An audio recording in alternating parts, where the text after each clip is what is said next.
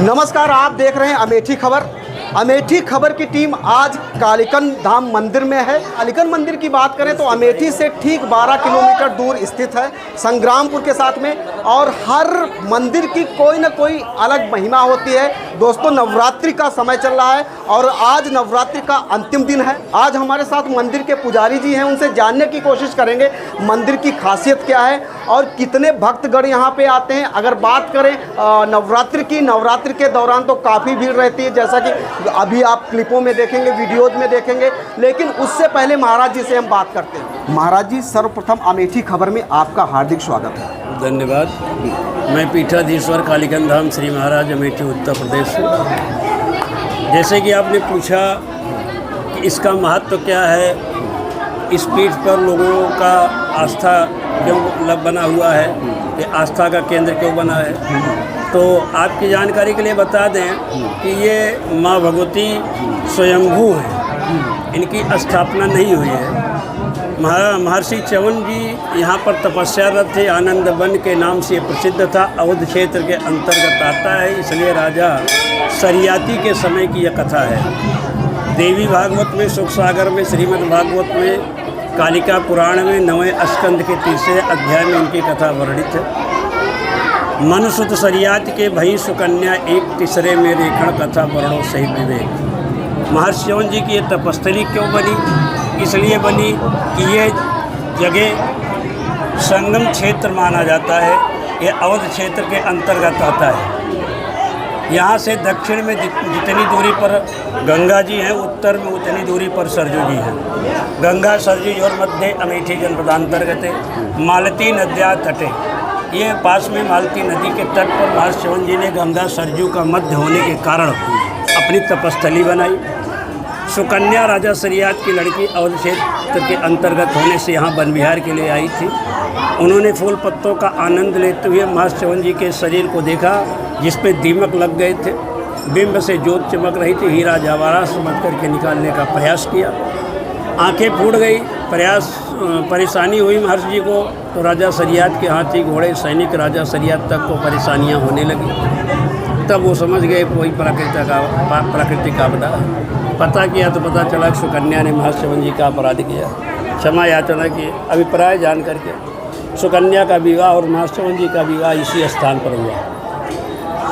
कालांतर व्यतीत हुआ, अश्विनी कुमार आए देवताओं के वैद्य, उन्होंने महर्षि जी से सौदा किया कि मैं आपको युवा बना दूंगा, आपकी ज्योति वापस कर दूंगा, बदले में आप मुझे सोमपान करा दीजिए, यज्ञ में हिस्सा दिला दीजिए। यद्यप मैं देव वैद्य हूँ, सूर्य पुत्र हूँ, फिर भी यज्ञ में हिस्सा नहीं मिलता। वैद्य कर्म होने से हम लोगों को निषिद्ध कर्म कहा गया है, वैद्य कर्म निषिद्ध कर्म कहा गया। तो महर्षि च्यवन जी ने कहा ठीक है। बाद में इंद्र नाराज हुए कि वैद्य कर्म करते हैं, इनको यज्ञ में हिस्सा क्यों दिया जा रहा है, कौन दिया, कौन दुस्साहस किया, उसे मैं मृत्युदंड दूंगा।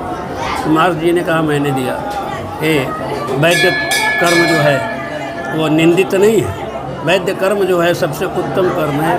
पीड़ा का हरण करना वैद्य का कार्य है और पीड़ा का हरण करता है। इस तरीके से यथा तथा वार्ता कथा संपन्न हुई, यज्ञ संपन्न हुआ। अश्विनी कुमारों को यज्ञ में हिस्सा मिला। पंचलोक उपांग में शुमार किया गया, यही स्थान था। शाक्य उपासक महर्षि च्यवन जी थे, उन्होंने यहाँ पर ही, यहीं पर शक्तिवर्धक चूर्णप्राश का आविष्कार किया, जिसका नाम चूर्णप्राश पड़ा।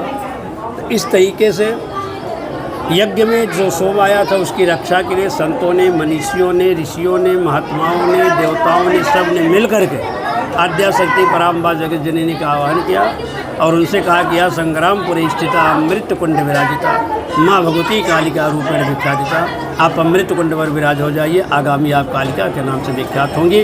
इस तरीके से माँ भगवती प्रार्थना पर प्रसन्न होकर के अपने गणों के सहित एक मोटी सी शिला के रूप में परिणित हो गई और उसी शिला पर माँ कालिका का मंदिर स्थापित हो गया।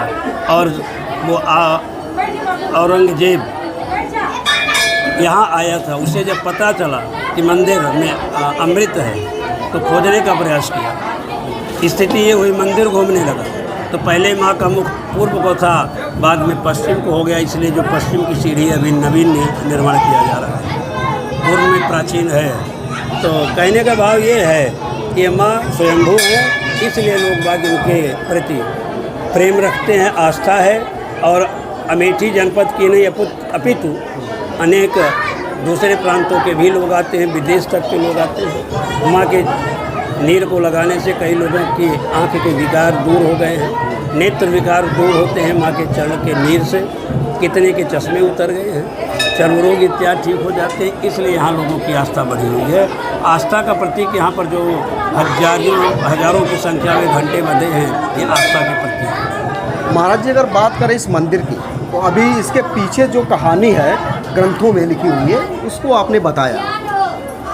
ये मंदिर कितना प्राचीन हो सकता है, कितना पुराना हो सकता है, कुछ आइडिया है इसका?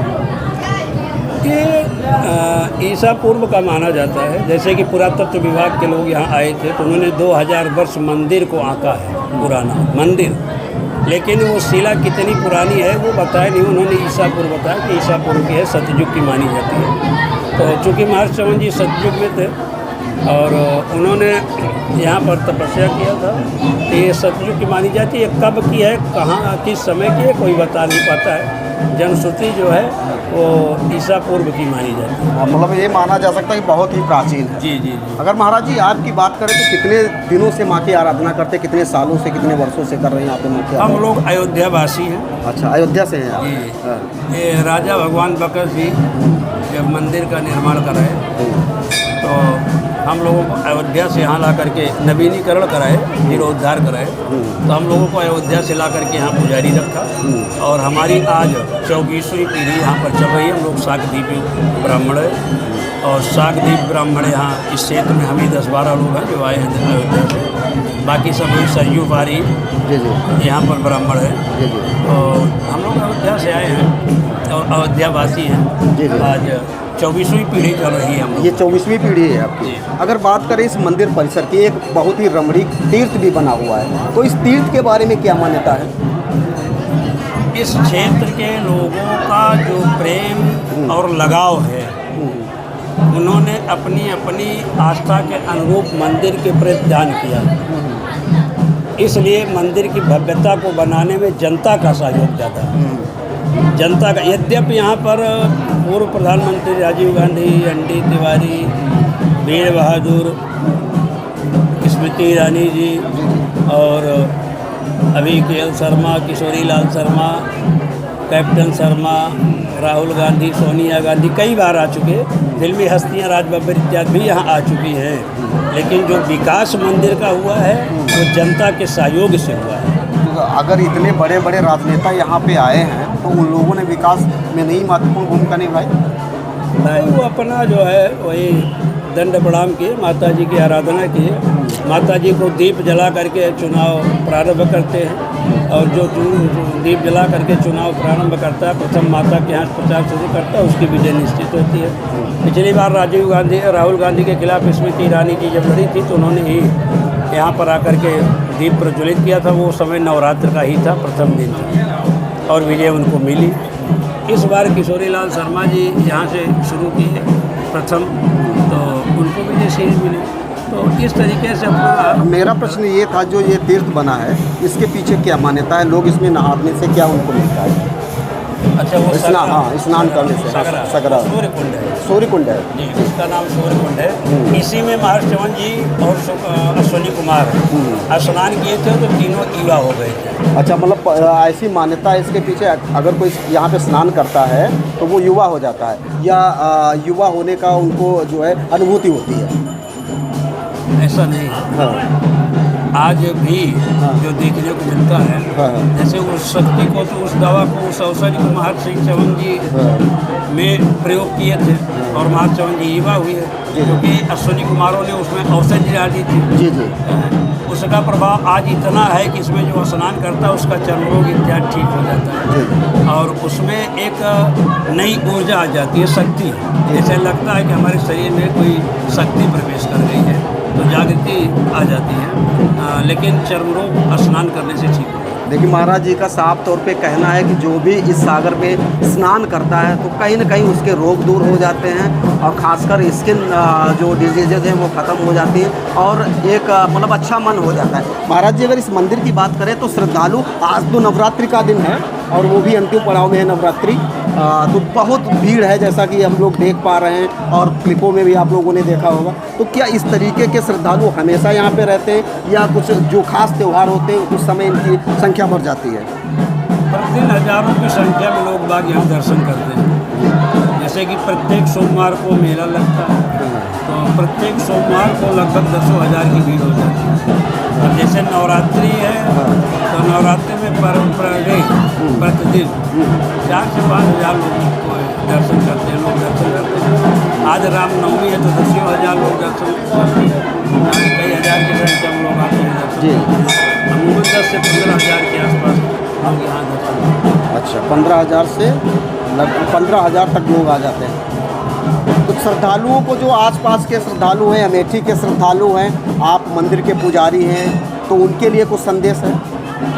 हम अमेठी जनपद के श्रद्धालुओं के प्रति और माँ भगवती से प्रार्थना करते हैं कि इसी तरीके से अमेठी जनपद में अपनी कृपा बना करके रखें, ताकि अमेठी में सुख समृद्धि शांति प्रदान होती रहे और हमारे अमेठी वासियों का विकास होता रहे। यही संदेश हम अमेठी वासियों को देना चाहिए। महाराज जी, अमेठी खबर में समय देने के लिए बहुत बहुत धन्यवाद।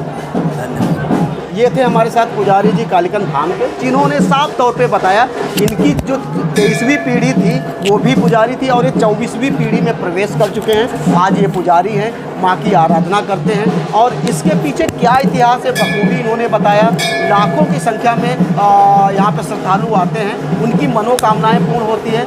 अगर आप अमेठी के हैं, अमेठी के आसपास के हैं, एक बार ज़रूर इस मंदिर में आए, निश्चित तौर पे आपको कहीं न कहीं इसका लाभ होने वाला है। दोस्तों, आज की खबर के बारे में आपकी क्या प्रतिक्रिया है, कमेंट बॉक्स में जाके हमें ज़रूर बताएं और देखते रहें अमेठी खबर बलवीर कश्यप के साथ। अमेठी खबर में बने रहने के लिए धन्यवाद। जय हिंद, जय भारत।